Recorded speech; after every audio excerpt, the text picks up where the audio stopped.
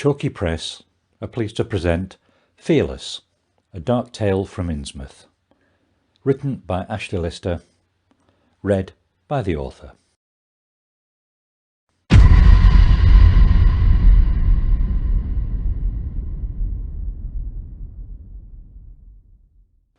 Prologue. The Randolph Carter Memorial Tower stood 200 feet tall, overlooking the University Quadrangle. Moonlight from a midnight sky illuminated its smooth bleached stonework. The shape of the tower, combined with the pillared columns of the rotunda at its base, looked vaguely like a huge skeleton's hand flipping a defiant finger at the night. "He's doing it," Graham muttered. Robert grinned. "I told you he'd do it." "He's fucking doing it," Graham insisted. His voice was breathless with incredulity. His eyes were wide with disbelief. He shook his head, stared up at the faraway, full-length windows above the memorial tower's eastern clock face, and watched intently as a scrawny figure stepped out onto the thin ledge that circumnavigated the tower. We should stop him, Graham decided. Robert placed a hand on his shoulder before Graham could hurry to the compromised door of the rotunda. "We're not going anywhere. We have a bet." Graham shook his head. "He's going to kill himself." "He's going to walk on the ledge," Robert corrected. "If he fails to do that, you win the bet. If he achieves that, I win and—" "Fuck the bet," Graham broke in.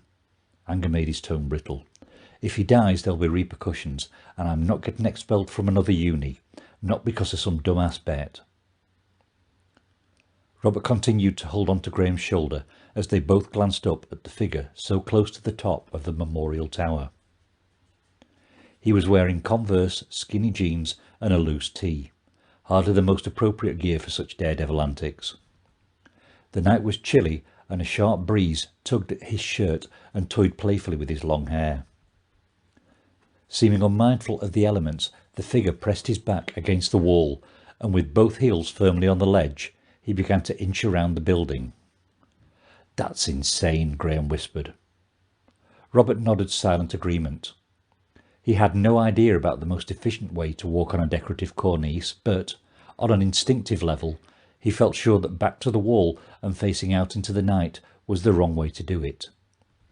As he watched, the scrawny figure waved down at him and shouted something.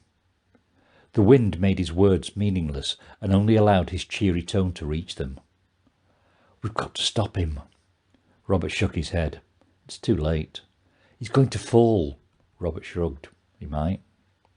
Graham wrested his arm from Robert's grip and glared at him with sullen fury. "I'm not getting expelled for this shit."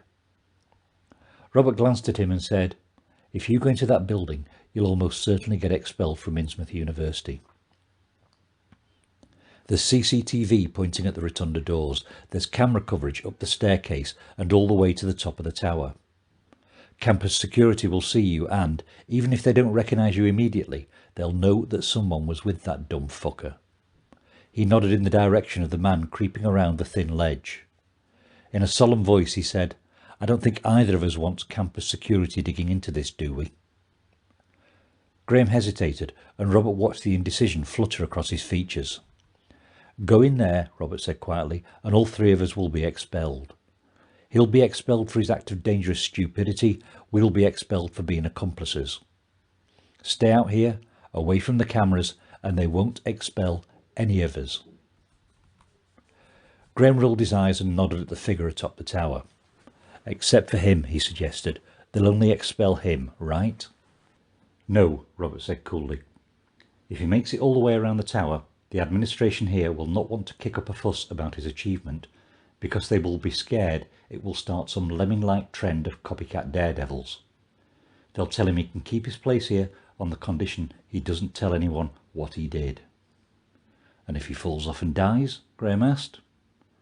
Robert's shrug was a model of indifference. When he spoke, his tone was oily with disdain. "If that happens, the idea of his expulsion becomes somewhat redundant." For the briefest moment he thought Graham was going to punch him. The man's right hand tightened into a fist, and his shoulder pulled back a little, as though he was going to deliver a fierce blow of retribution. Robert stood calm, unmoved by the threat of violence. If you're thinking of striking me, Robert began, please remember you now owe me £5,000. Right now I'm prepared to be lenient about the payment terms, but I'm unlikely to be so generous if you lay a single finger on me. Graham's shoulders slumped. The tension in his fist relaxed, and he scowled at Robert with deep-set disdain. How did you do it? He asked. Robert raised an eyebrow. Do what? Graham pointed toward the top of the tower. That cowardly bastard was scared of his own shadow when we made this bet. I've seen him shudder at the top of stairs because he was uneasy with the height. I've seen him stay in a library all night because he was scared he'd have to walk past the mime artists from Creative Arts on his way back to his dorm. And yet, once you and I have agreed on a bet, he's suddenly stepping out of the tower windows and trotting along a 6-inch ledge 200 foot above the quadrangle. I'd hardly call it trotting, Robert corrected. It's more like a slow shuffle. How did you do it? Graham repeated. Robert shook his head. We're all entitled to our professional secrets, aren't we? He began. I have no desire to know how you intend to raise the £5,000 you've wagered on this bet, and I see no reason to divulge how I influenced an inveterate physical and emotional coward so that he has the courage to perform death-defying acts at the top of the Randolph Carter Memorial Tower. Can't be bribery, Graham muttered. He looks too confident to be a man who's been bribed to be up there. Is it drugs? Robert raised an eyebrow. Does he look like he's on drugs? Well, something's happened to him. Robert glanced upward to watch the figure approaching the corner of the tower. Even at such a distance, with shadows and the night obscuring the clarity of his vision, he could see the broad grin on the figure's face. The smile looked like an expression of achievement, and it was accompanied by a wave. It was whilst he was waving that he seemed to lose his footing. Shit, Graham gasped. Shit indeed, agreed Robert. If the figure made any sound as it fell too quickly down the side of the tower, neither Graham nor Robert heard it. There was no cry for help, no wail of impending death, destruction or doom. All they heard was the crumpled thud of a body connecting with the roof of the rotunda. Robert resumed his grip on Graham's shoulder. Get off me, Graham said, trying to pull free. I've got to go to him and see if... He's dead, Robert growled. If you go there now, you might as well be dead too.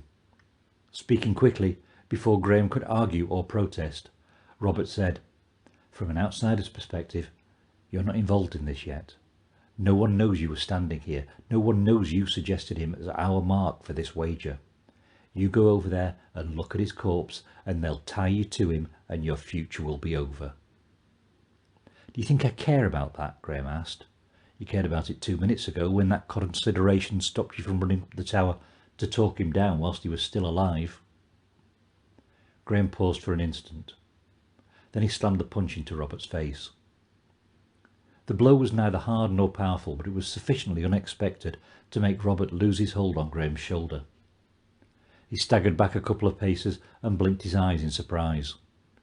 You're a piece of shit, Graham told him. That is probably a correct assessment, Robert admitted, rubbing his nose and making sure nothing was broken. But please remember, I'm the piece of shit to whom you now owe £5,000. Graham scowled. I was prepared to give you a month to get the money to me, Robert informed him, but now I'm not feeling so generous. I'll expect full payment within a week.